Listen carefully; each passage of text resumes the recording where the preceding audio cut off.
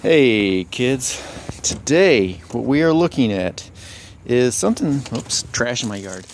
Besides that, anyway, what we're looking at, this is the front to rear drive shaft that goes into, well, this is my car, my daily driver work truck. I'm the only person with a fucking screwed down toolbox in the back of a BMW, but whatever. Anyway, what we got ourselves here is this is the front drive shaft. It goes from the transfer case to the front differential. Anyway, as you can see, it's stripped out. This is a kind of common failing in the first gen X5s. And what happens is, for whatever reason, BMW only thought it was okay to put that little tiny amount, which is not a whole lot here, I mean, it's about an inch or so, into the transfer case. And what'll happen is, it'll strip out. And you're like, oh, fuck. Now, in my case, I think my transfer case is fucked anyway. I don't really know. All I know is, the vehicle wouldn't go anywhere. It just stopped dead in the middle of the road. Didn't know what to do. I didn't know what my problem was. I just kept hearing this horrible grinding, screeching sound. So, pulled this on the side of the road at the time. Wasn't sure how to fix it. Considered a number of things at the time, and I didn't even know what all was wrong. Thought my transfer case was totally fucked, which it might be, but that's not beside the point. Things have been running fine for the last couple thousand miles since I fixed this.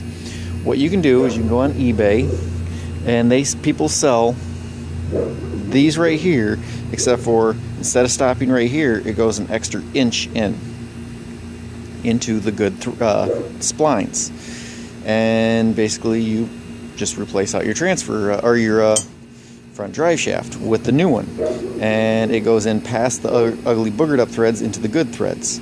Now it's a bitch to get in. I managed to get mine in without pulling my transfer case.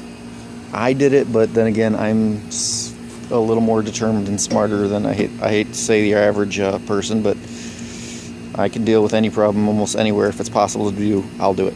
I did have to grind down like the edge, like a chunk of the edge off of right here, and I don't even want to hear no bullshit about, oh, you've made your drive shaft unbalanced and da-da-da-da, it's going to destroy the bearings and the bushings and the seals and whatever, and you're going to wreck your car, and you don't even deserve to own a BMW because we're a bunch of elitist fucking snobby bitches. Well, that's a possibility, you might be, but I'm not.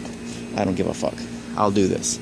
Now, the move here, though, and this is something that most people wouldn't think of to do, is once you've worked that thing in there, and it took me probably a good hour to get it in, and I mean, it took hammer, pry bar, work it in. It has to go in at an angle, and then you just kind of eventually get that thing in. And once it's in, you ain't getting that fucker out, just so you know.